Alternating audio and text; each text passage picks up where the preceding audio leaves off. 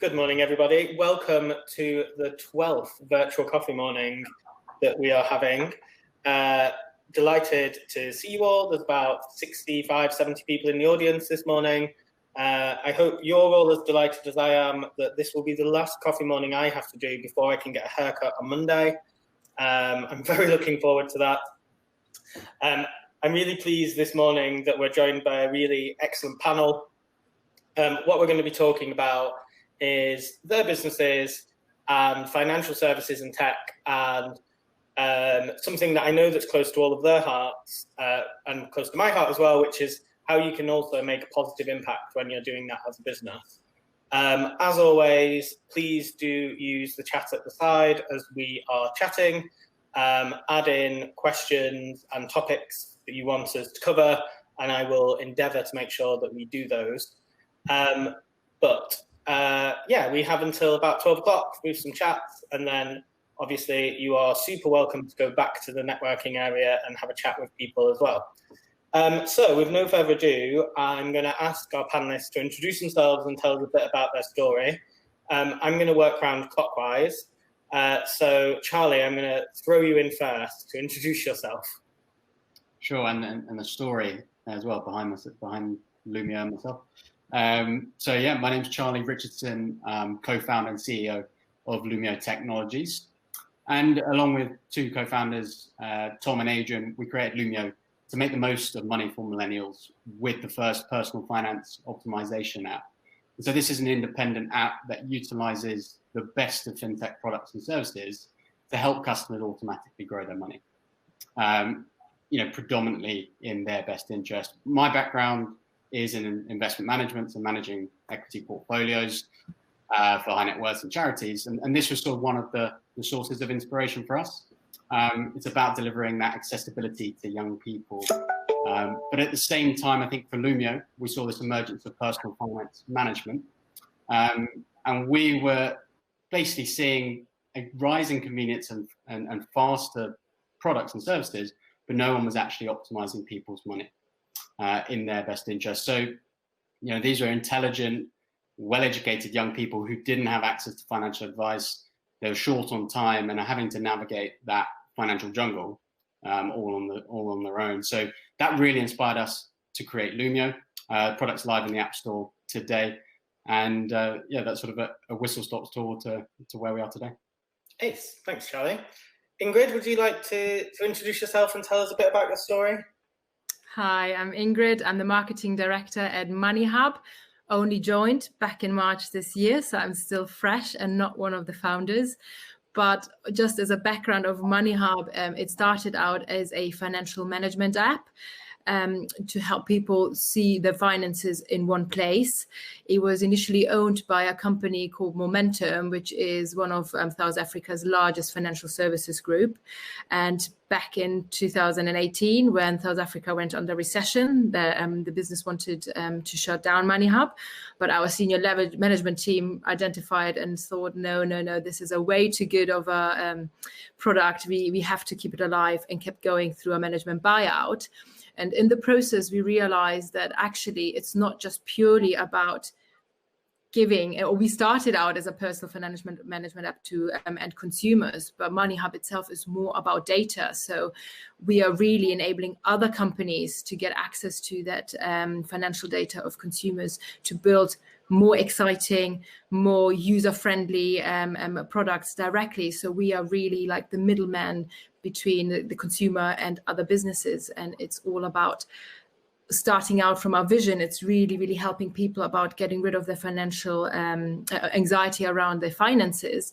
But it's more than just that. It's just open up an entire new world of products which really have the consumer at the heart. So we are more of a data business now, and empowering other businesses of the likes of Lumio to provide the data in order to give more advice and help people become more financially aware. Cool. Thanks, Ingrid. And last but not least, our judges selected Georgia as a future Spark at the Sparkies 2 years ago, which was very prescient of them because Georgia's been super successful ever since. So great for us. Would you like to introduce yourself, Georgia? Thanks, Ben.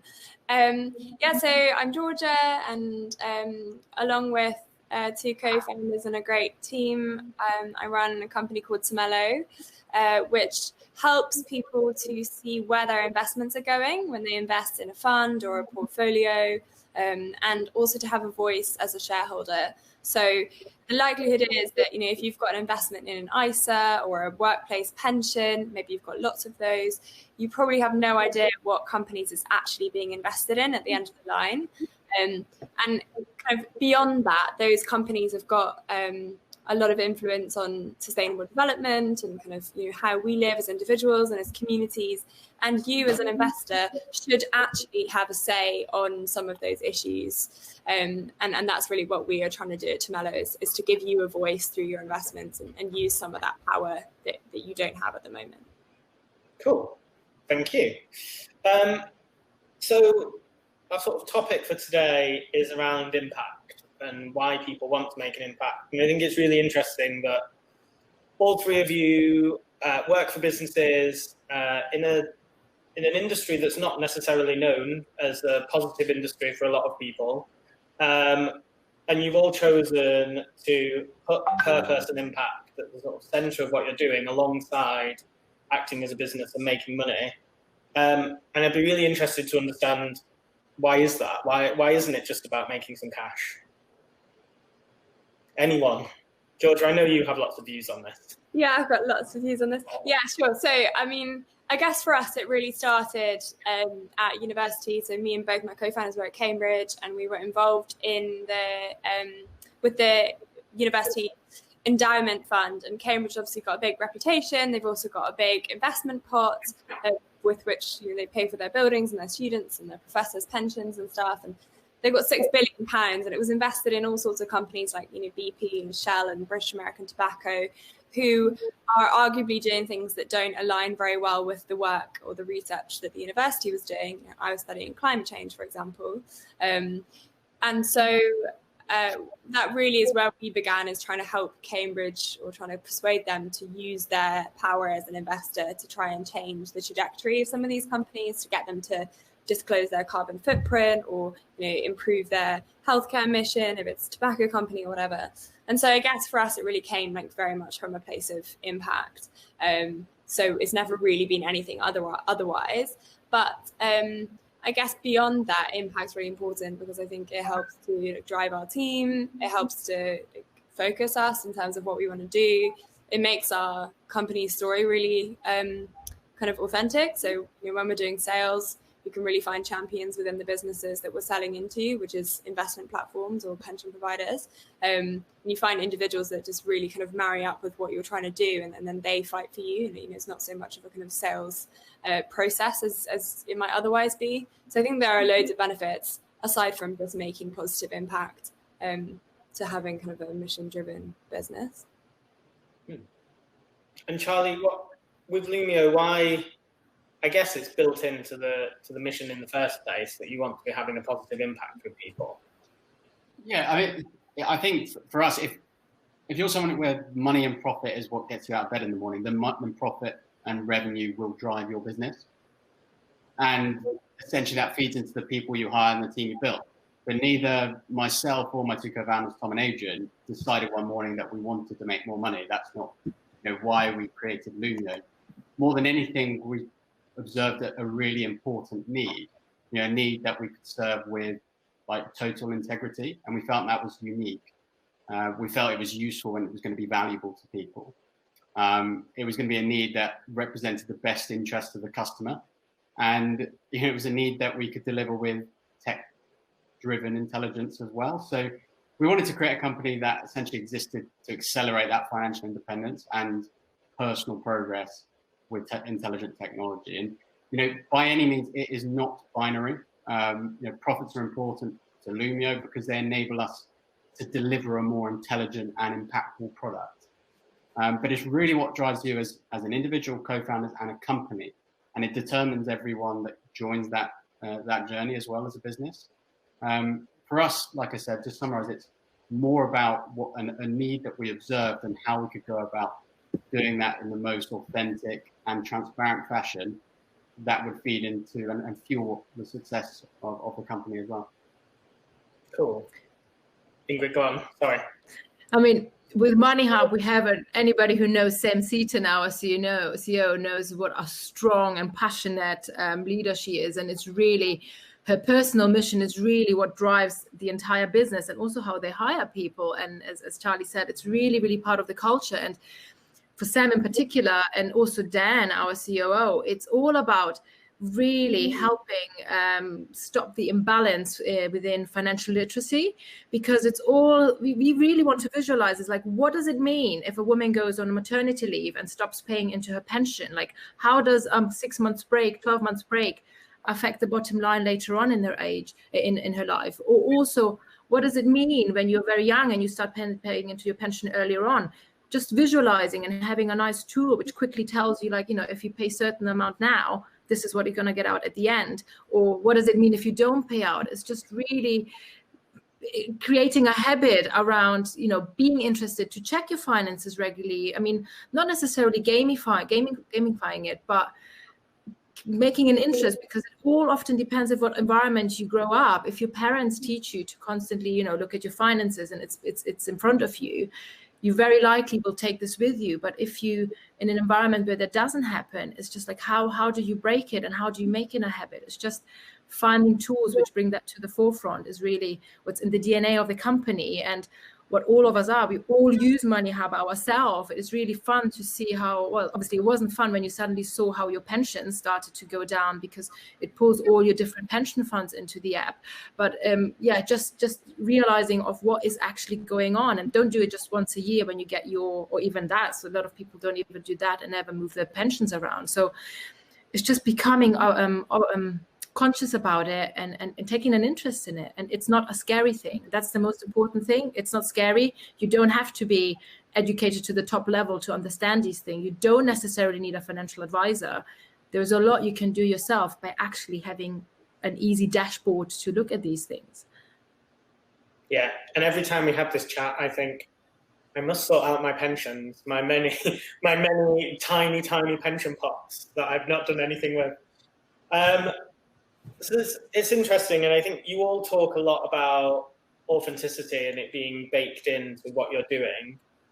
And when we talk about the startup community here, we talk about that a lot, and we talk about ultimately that's what gets you through as a small business, having that passion to do something.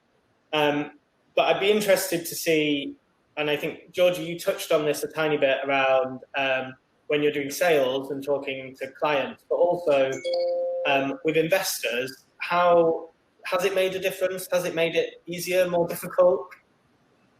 Yeah, I mean, I think for us on the sales side of things, it definitely makes it easier. I mean, it's not easy. We're selling to,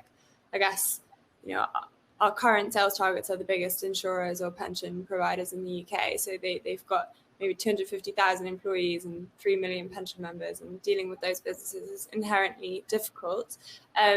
But what we have found is that there are, I suppose, 2 points. Normally, by now, there's some kind of sustainability mission coming down from the top. So the CEO has put something in their annual report to say that next year sustainability is going to be the year, or it's the year for sustainability, which means that everyone else has kind of pivoted towards somehow reaching that goal. So when you bring them something that kind of can easily have that label on it, it's immediately slightly easier for you. But I think, nowadays anyway, there's so many kind of individuals that are so passionate about democratizing financial services on the one hand, but also sustainability and climate change and kind of human rights, or any of these issues, whichever agenda you follow.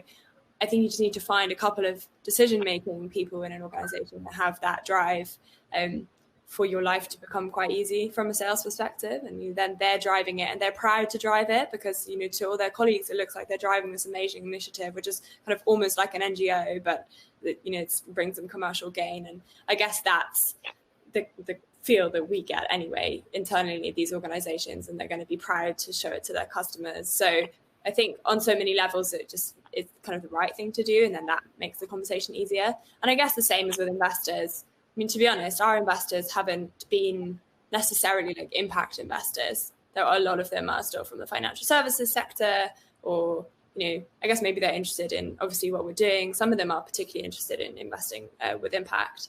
But I think on the whole, obviously makes your story kind of easier to tell if you believe it and you think it's important, regardless of its commercial value. Then it's easier to write a pitch deck, isn't it? Yeah. And Charlie, I know you've been having lots of investor conversations in the last few months. Has it helped? The timing, no. But I mean, with investors, I think in an ideal world, and probably more realistically, it is a smaller pool of patient capital to some extent. But increasingly, more and more VCs, in particular in funds, have ethical motives behind their mandate. So, the best known maybe Mustard Seed, Ascension Ventures, etc. But ultimately, and I think this comes back to what Georgia was saying as well, investors are deploying capital because they believe in the people, the business model, and the purpose behind why you're doing it.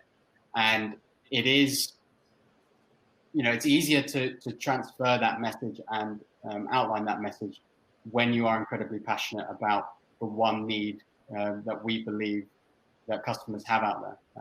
The communication, the transparency, and being held to account on both sides with the investors are actually really valuable as well for the business going forward.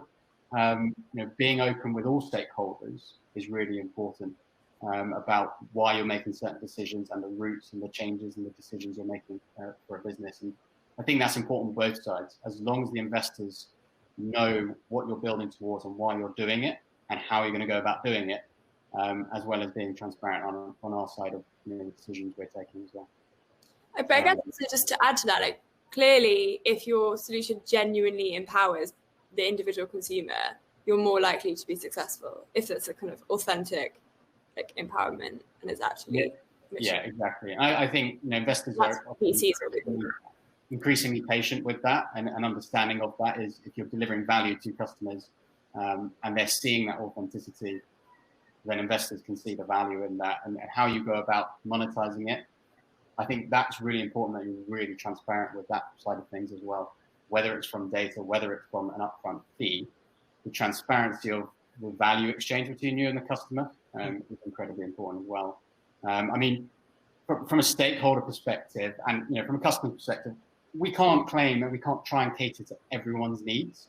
We talk about product market fit is absolutely eulogized for most startups in their early stages, and it's that sort of first North Star.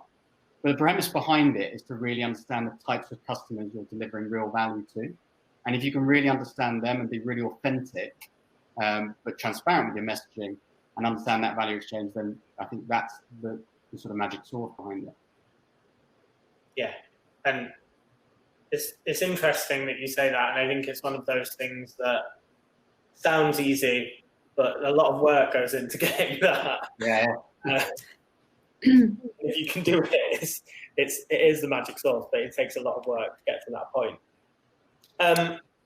So I guess in terms of thinking about fintech and looking at some of what's happening in the UK versus what's happening in other places in the world, it's interesting around, so open banking and how open banking works is something that's made, I think, a significant difference to the UK. So I had a whole set of conversations a while ago with some colleagues in the US, and the way that it works in the US and the way that it works in 50 different states and all those sorts of things make it exponentially more complicated than what we've had here.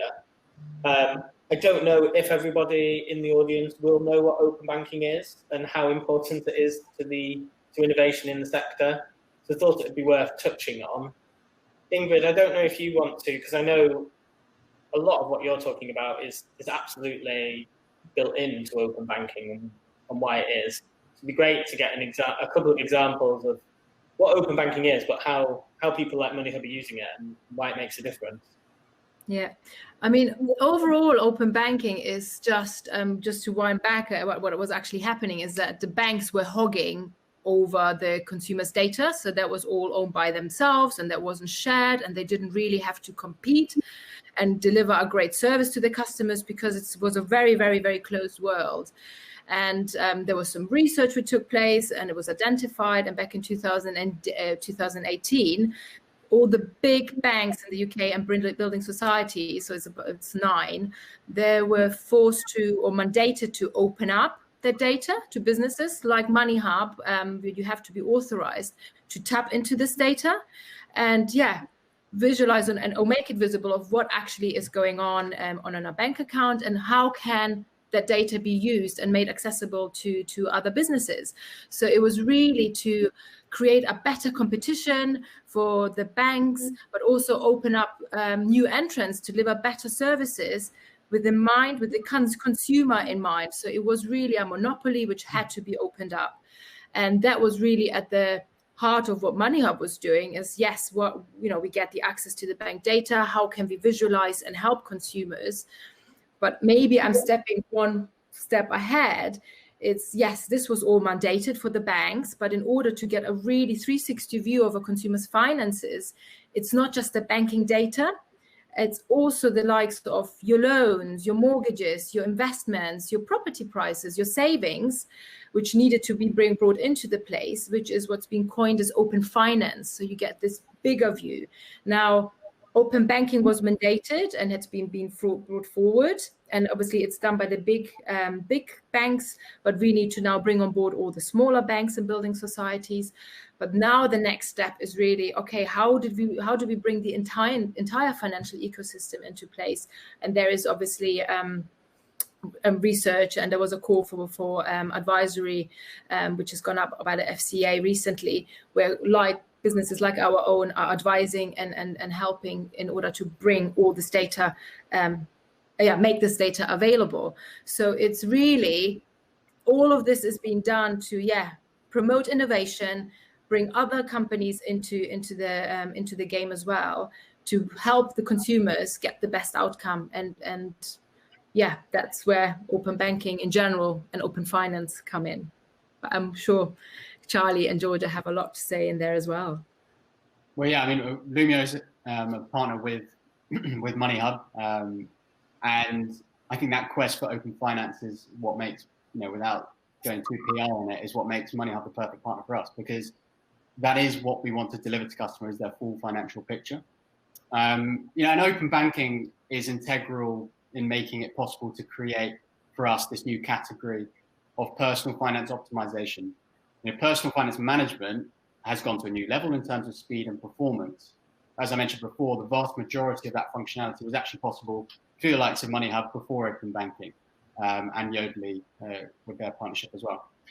But to go back to what Ingrid said, open finance is what is coming and what needs to be demanded.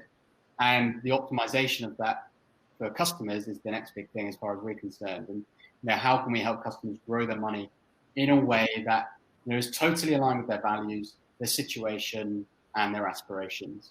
That's really what open finance really means to us, is how can we understand the full financial picture, demand that full financial picture, and help customers sculpt that and curate it in the perfect possible way.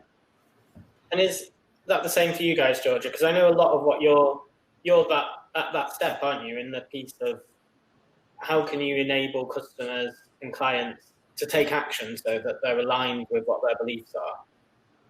Yeah, open banking doesn't really help us with this. I think we kind of need to go a bit further than that. So there is discussion. You use the word open finance, Charlie, but people also use open wealth, and that's definitely what we need. Obviously, it's great for customers that they can see more bank account data, and they help them manage their personal finances in terms of their current accounts and maybe their savings accounts. But the investment system is completely opaque. I think fund managers are still the highest paid people.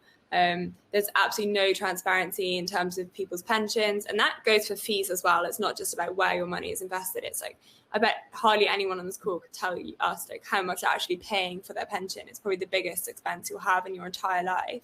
And yet no one even knows they're paying for it. If we do a survey and we're how much do you pay for your pension? People first they're what's a pension? And they can't tell you what a pension is, even though it's their biggest asset probably. And then you say how much you pay for it, and they definitely don't know that. So I guess there's loads more transparency needed in the wealth space. And then if you get down into the detail of what we're talking about, we want people to have voting rights. So how can we help you as an individual who's indirectly invested? It's your capital going into the system. You're funding these massive companies who you think you have no control over, but actually in the UK, we've got pension schemes worth £3 trillion. So actually, you could basically rebuild the UK economy tomorrow if we didn't invest in British American Tobacco and some other companies potentially. So, I mean, there's a lot of power there, and it's not a simple overnight fix. There definitely needs to be transparency. And the chain is very broken in terms of how you get from you as an individual to the place where your money actually ends up, and the rights that you have, and the kind of various contracts that are in place along the way that you have no idea about. So I think starting to unpick that is what we're doing, and actually a big part of it is showing consumer desire. I think open banking has been important from that perspective, and what we hopefully can do is show to the pension providers, like, people really want to know where their pension is, like people want to have their voting rights, people want to be able to make impact with their money. So please, can we start making this stuff available like we have done in the banking space? And pensions, actually, on that, with Moneyhub, we've worked quite closely in trying to really iron out the transparency on the pensions, and that is the most convoluted connection that we can work with. It is so fragmented, the way that different parts of the pensions are categorized, and the way in which we have to pull through that data in different ways is the hardest segment that we work with, and we work with in terms of displaying it to customers. So that lack, I know there was the pension dashboard that moved incredibly slowly for a long time. I don't know if there's going to be a second wind on that, but it's so important that we can get alignment from the biggest pension providers in the UK, so that we can actually start putting those layers on top of them. Yeah, I think there's some things we can learn from open banking, but the system's a bit different. So, like, for example, the dashboard is going to happen, I think, like over the next 3 to 5 years, probably. It's being run by government departments, but it's a bit different. Whereas, in open banking, you obviously had most people with the main big banks who just needed to build the APIs, and then it kind of rolled from there. Whereas with pensions, you've got this long trail of businesses with no technical capabilities and very, very low margins. So you're requiring them to build APIs and understand their data, and the funding for that. And I don't know. Yeah, Ingrid, maybe Georgia, please come and speak to us, because this is exactly the backbone of Moneyhub. So even before open banking, we were building the connections to the banks, and we've already been doing it now for the pensions and the mortgages and all the other parts of the financial universe, to do exactly that. Yes, it's not mandated, but we are doing it, so we can help you with visualizing these things and getting access. So also I need to mention Sam, our CEO. She is actually part of the pension dashboards and advising there, so she knows exactly the pain points and what's going on. So I think we need to arrange a chat.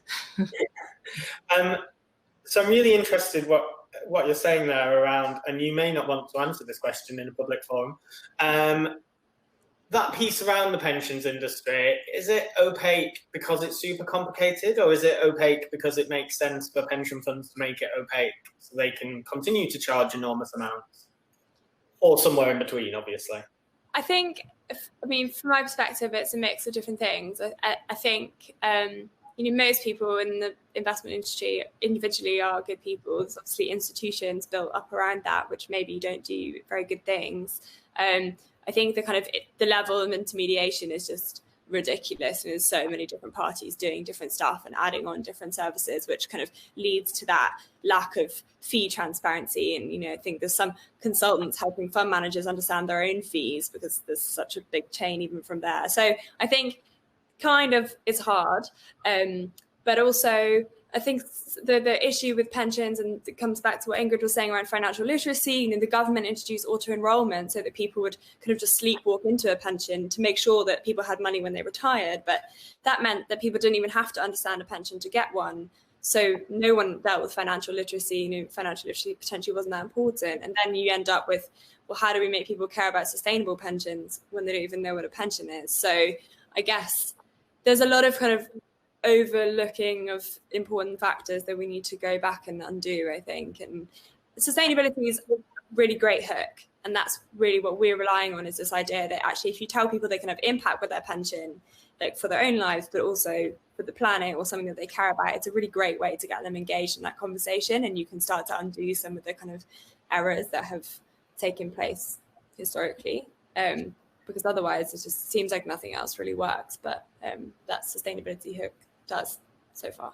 So that touches on a question that Lucy's asked in the chat, which I know is something that some of the organisations we work with are really passionate. So Reddington are doing a huge amount in Bristol. They opened a tech hub here last year. So she's asking, do we need to be starting financial education earlier? So are pensions things we should be talking about at school? And how do you make pensions interesting to a 15-year-old? Forward as a 35-year-old, to be honest. I know Reddington ran that really quite cool project with a primary school. Can't remember what it was called, but that really just started with understanding essentially compound interest, and that was to do with saving smaller amounts. And you don't have to dive into the details of what a pension is and how to invest at an early age. It's really about understanding how squirreling away those small amounts can build up over time. And that's the premise of a pension, is to put aside money on a regular basis. And yes, the transparency piece is hugely important. But if you're going to build in education like they have, particularly in Holland and Germany, and my co-founder Adrian always talks about this, having grown up in Germany as well, is the financial literacy and knowledge and the awareness of savings and loans from an early age is part of the curriculum, and it makes a huge difference into that savings culture that is there, and it leads into the investing, it leads into pensions, because people's mindset is saving little by little grows into something much greater. So I think 100% it needs to be built into the curriculum. I think they did something, the government on the curriculum about 18 months ago. I don't know, I don't work with primary schools at this stage, but I don't know how much of an impact that's going to have. But it's as far as I'm concerned, even starting with the savings and the effects of compound interest now with education would be really impactful. I completely agree with Charlie, because obviously my background is German as well, and there's a big. I mean, I'm German, and it's a cultural thing. It's something where awareness has to be created, because, as Charlie just stated, you do learn it at an early age at school. It's a cultural thing about Germans as well. I don't want to pull it all over one brush, but it is, you don't spend what you don't have. Up to a few years ago, imagine going to Currys and not being able to pay by credit card for your TV, which was still something in many big retailers in Germany, where it's like you don't spend what you don't have. But it is so ingrained into the culture that it's part of the culture, part of education, that is something where the awareness really need to be created. And it's like, it's not something one industry can do. It's like a lot of parts need to be brought into. And being in the situation where we are in now, I think is just a good but painful example to show why being financially aware is important, because you don't get in financial trouble necessarily out of your own fault because you've done something wrong. It's something which can happen, and you need to just be prepared in advance and be aware that these things can occur, because again, it goes all back to then money-related anxiety. It's just a whole society which then suffers on a big scale. So it's, awareness is the starting point, and I guess that doesn't have to happen at school. I think that there needs to be some investment at some point. Ingrid, obviously you do marketing, but I think transparency can play a big part in that, in terms of understanding, like, if you make it tangible for people.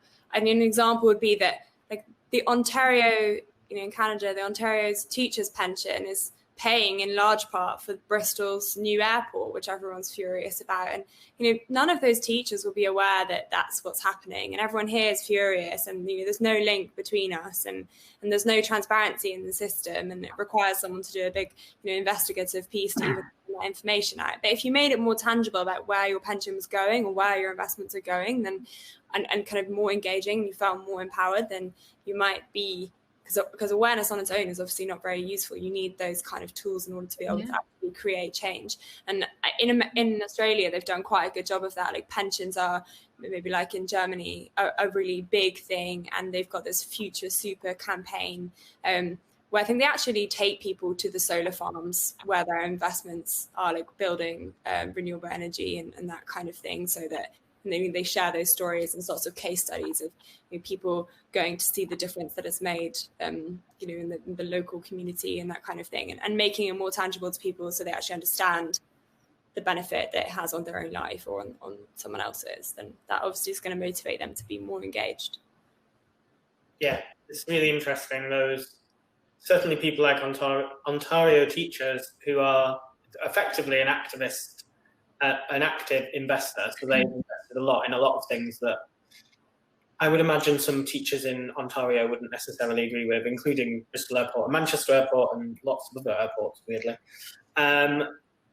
Let's move on, because I know we only have 7 minutes or so left.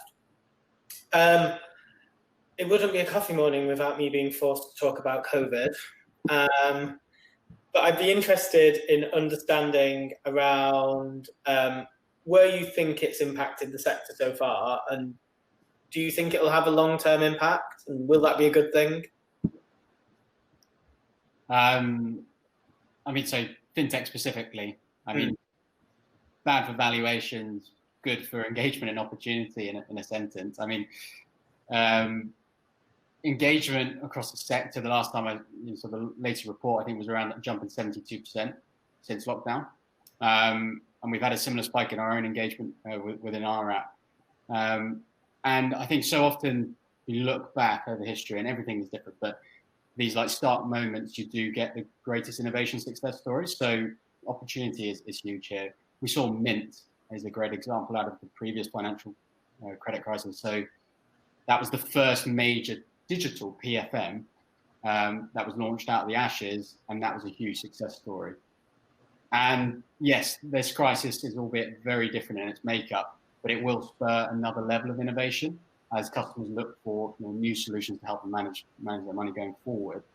Will it, I suppose, do you think it'll open up eventually, open up new opportunities? Well, yes, eventually, but we don't know when. And I'm definitely not in a position to be as a super forecaster. And all you can do is work hard to basically adapt and put those best processes in place to remain like a high-performing team until the opportunity opens up, that we can start returning to normal. We were actually talking before, backstage, the virtual backstage, about the processes, but how important it is to get together and from an innovation and creative perspective to work with people. I think the new normal will be really important in terms of delivering value to the whole team and building a better culture within the companies as well. I guess I would say that we're not fundraising, so I haven't experienced the investment space. I've heard lots of horror stories about valuations, but in terms of like sales, I think it's definitely going to have an effect because, especially in financial services, like B2B sales, their revenue is being affected. And if you're working with a fund manager whose kind of AUM revenue is down, or for example, we sell to insurers who are going to bear probably the brunt of COVID costs. So there's an element of kind of just less money flowing through the system to buy things like fancy pension engagement software. But on the other hand, and on the positive side of things, I think consumers are going to demand more transparency. People are going to be more aware of the issues that exist in the system. Maybe there's going to be more of a focus on social, human rights, healthcare than there previously has been. Purely we're talking about climate change and plastic and environmentalism, and I've seen a lot more about demanding changes in supply chain and that kind of thing. So I think in general, like for awareness of like how big business works and the effect that it has on our lives, I think has been important, and that's good for us. And on the other side of that, I suppose linked to it is that idea of like digital customer connection, where at the moment a lot of the large providers we work with rely on like call centers and operation centers to have any engagement with their customers, and that obviously is a no-go. They were having an operational nightmare at the beginning of the COVID situation. So having some kind of digital interface where they can more easily engage and maintain and retain their customer base is going to be really important. So hopefully the money that they do have, they put into that area, and we're going to be fine. Georgia, do you reckon there's more interest in people understanding the security of their pensions now at a time like this? outside of the normal transparency pieces that you want to serve, the actual security and like the deficits in certain corporates. Do you think that's anything that people are actually more conscious of at a time like this? Well, I know that the call centres have been like overloaded in terms of people trying to get in touch to find out what's going on with my pension. So I'm sure people are more interested, at least in that people are always more interested in their finance than they are in sustainability, even if they say that they're not most of the time. Like for the majority, finance comes first and performance comes first. And hopefully sustainability comes very closely after. But I think that, are they interested in the individual companies? The honest answer is probably no, because people don't know. Like, unless they're using our platform, then they're probably not aware that their pension's being invested in like individual companies that are affected by things like COVID. Maybe they would be if they thought about it like for a long period of time, but most people would just see a value going up and down on their pension homepage and probably won't make that connection. But that means we have a lot of work to do, because that's wrong, I would say. Yeah. And Ingrid, where do you think we'll be in a year, 2 years? I mean, because there's so much more awareness, we've noticed, or particularly when COVID started in the first couple of weeks, projects we would interestingly put on hold initially, suddenly they started coming back to us because it was clear that there is a need and there is a demand. And our business development team was ridiculously busy, because there was just suddenly an upsurge in requirement and need.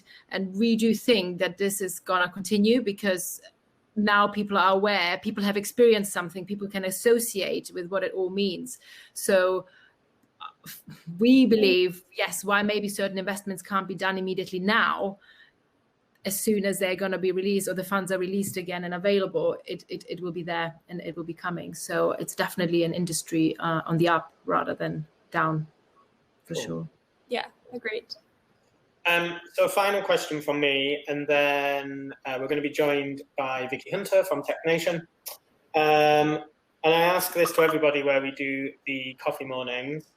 What do you think makes Bristol and Bath's tech community stand out? So, Charlie, I know you're actually in London, so I'd be interested in your perspective as someone who engages lots of the community, but embedded in it in quite the same way. Yeah, they are very, very different. I mean, you can't really apply the word community to London fintech, and that might offend a few people, but I actually think it is so much more fragmented. In terms of the Southwest and Bristol and Bath particularly, it is that culture. It's such a close-knit community in the Southwest. Like I said, London, where we spend a lot of the time, it is so much more of a ladder, whereas Bristol and Bath is a community which is built on giving and sharing, and not just giving for taking stakes, if that makes sense. I'm not a person who can tell you why or how, but it might be the size, it might be the values, the principles. It's probably multidimensional as to the makeup of what means that it's quite a unique community, but it is very, very different. To London in terms of my experience, and the amount of learnings you can take away from that close-knit community in the Southwest is enormous. Yeah, it's always useful because everybody always says it's about collaboration. Whenever I ask this question, that's always the answer. But it's useful to have someone external to say that, because sometimes I just think, well, that's just what we say to each other, and we're all so busy collaborating, we never bother telling anybody else. Yeah. A view from someone who picked that up. Ingrid, you have worked for a variety of scale-ups and startups in the city for the last few years now. What do you think makes it stand out? I mean, obviously, platform like yourself, Ben, TechSpark, is really bringing us together and in a fun way, not in a dry way. And that's why it's always nice to participate in sessions like these, because it feels like people. It's very accessible. But obviously, yes, when you're talking about growth, why is Bristol so fantastic? I mean, we really have to bear in mind of the incredible universities we have here, in particular UE, I've worked with for several years, but also Bristol University. It's just the talent which is here, because it's a good reason why when students come to Bristol, I think 70% stay here. And obviously, having the work-life balance before COVID, even that it's a big enough city to do things, but also have the accessibility to nature. But yeah, it's the community, the location where we are in, and just the incredible talent which is here and right at our doorstep, and which is very, very accessible. I think is what makes Bristol a fantastic place to be, because I'm from Munich. I'm still on my gap year, 15 years in. So there is, in my personal point of view, so many things which Bristol has on offer. And I think that's why, yeah, the community is very strong, but based on many, many facets. Mm. And Georgia, you moved here 3 years ago now, something like that. You've been in both cities in that time. What's your take on it? What makes it different to other places? Why aren't you in London?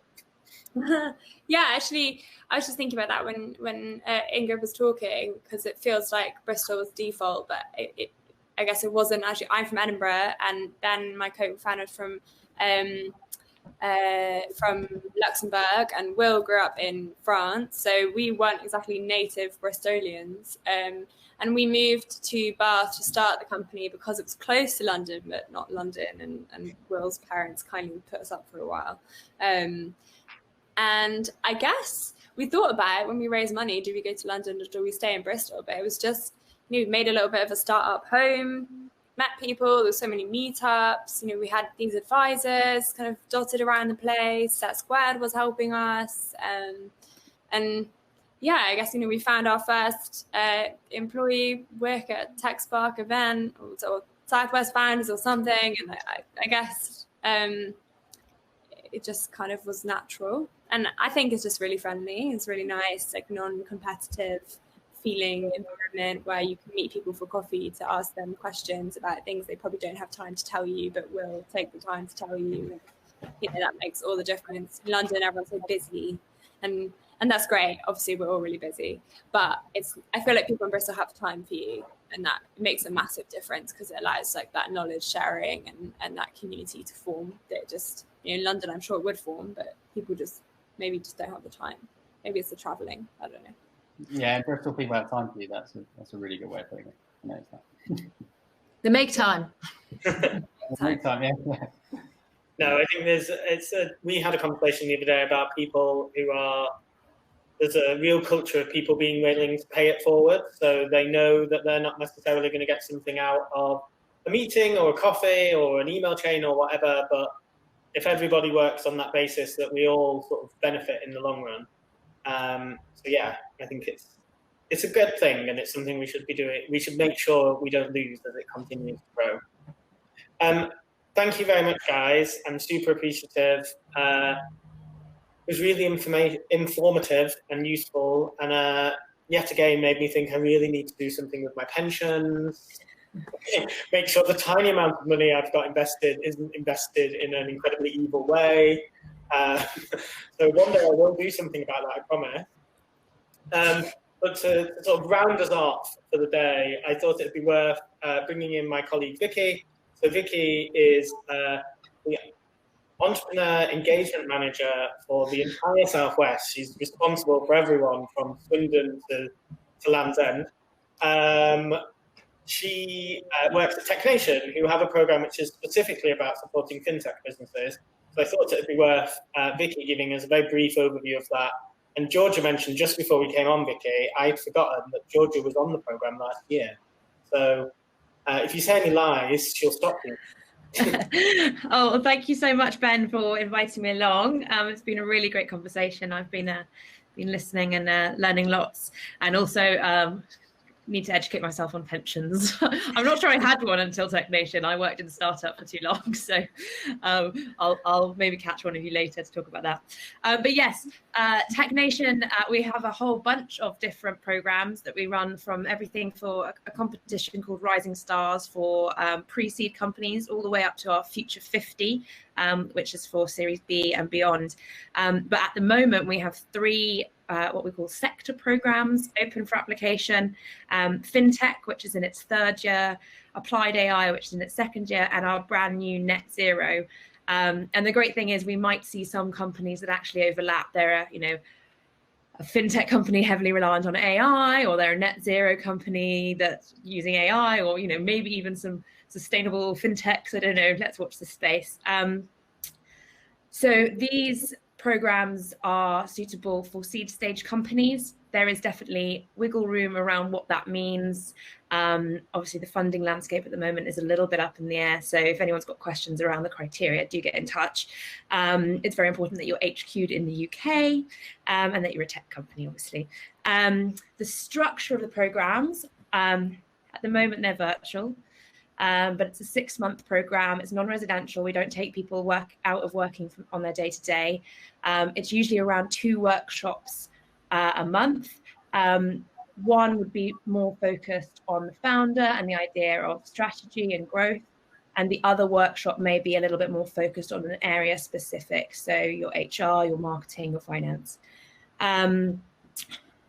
There's a big emphasis on the peer-to-peer network, and I hope Georgia's benefited from that and can agree. I always use fintech as the example on this one. Rather than bringing in, Barclays Bank to come and talk about something, we'd rather bring in Starling Bank or Monzo, people who have actually grown the companies and been through that journey more recently than perhaps one of the big banks. And there's also a lot of emphasis on trying to connect the company. So we'll take 30 companies from across the UK. We don't have any quotas, but we do have internal targets to have at least 50% of the cohort from outside of London. And obviously my job is to be championing everyone in the Southwest. I will confess, only because I'm starting to panic, that fintech of the 3 programs has the least Southwest applications at the moment, not compared to the other regions, but between the 3 cohorts. We've got more applications from the Southwest for applied AI and net zero at the moment. So it's fine. We've still got just over 2 weeks until the deadline. There is a Q&A workshop happening next Wednesday, so the 8th. So if anyone really wants to kind of drill down and ask lots of questions of the program leads, who are the ones that have built these programs and will be running them, and so really know everything, again, get in touch with me. What I'll do is I'll put my contact details in the chat. Just reach out to me. I can get you invited along to that workshop. The deadline is the 20th. The application itself isn't too onerous. It shouldn't take more than an hour. It's not one of these like 40 pages, essays and essays. And let me just look at my notes, see if I missed anything. No, I think I said everything. I said a lot.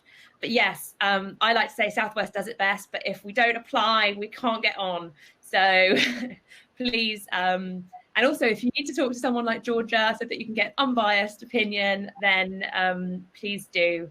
There is some really great alumni from these programs from across the Southwest. I'm happy to introduce you. You might already know some Bristol ones, but there's also some wider region alumni as well. So I think that's everything, Ben. Does it make sense? Yeah, amazing. Thank you very much, Vicky. And I'm sure if it's anything like any Tech Spark scheme that we've ever run, everyone will start their applications on the 19th. Yes, and I'm trying to avoid everyone doing that, because we've seen a few applications come in and been completed within 15 minutes, and then you look at them and you go, it's exam protocol, people. Read the questions, take time to answer them.